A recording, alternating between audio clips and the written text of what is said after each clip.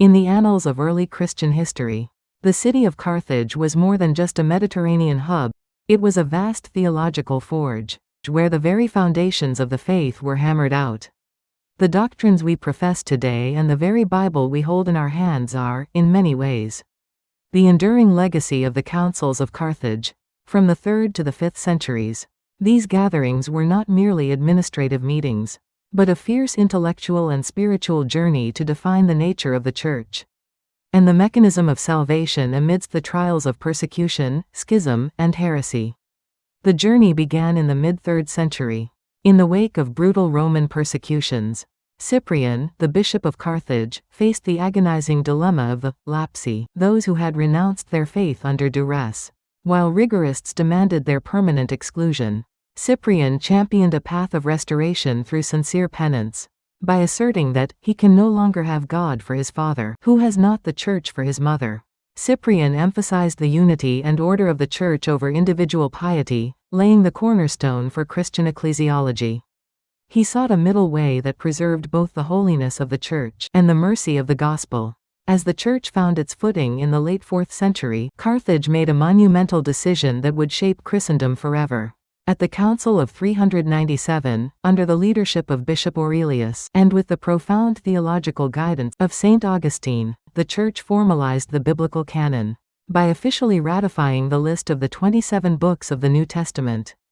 They ended centuries of uncertainty regarding which writings were divinely inspired. This act of discernment ensured that future generations of believers would have a unified and authoritative scriptural standard. The theological peak of Carthage was reached in the early 5th century, dominated by the towering intellect of St. Augustine. At the Council of 411, he confronted the Donatists, who argued that the validity of sacraments depended on the moral purity of the minister. Augustine successfully countered that the efficacy of the sacraments flows from the authority of Jesus Christ himself, not the character of the human instrument. He famously described the Church as a corpus mixtum of wheat and tares, shifting the focus from human perfection to the communal grace of Christ. However, the most pivotal moment came in 418 at the General Council of Carthage. During this time, the monk Pelagius was spreading a message of moral optimism, suggesting that humans could achieve salvation through their own free will and effort without the inherent corruption of sin.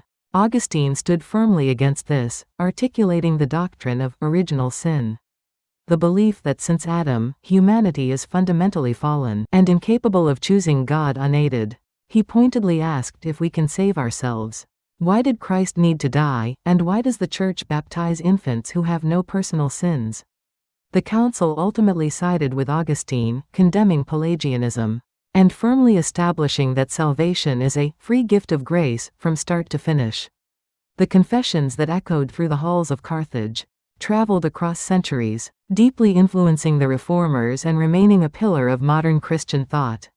They remind us that the Christian life is not a solitary climb of human effort, but a life lived in total reliance on God's grace within the unity of the Church. The legacy of Carthage continues to serve as a vital compass, pointing us toward the heart of the gospel that we are redeemed not by our own strength, but by the overwhelming mercy of God.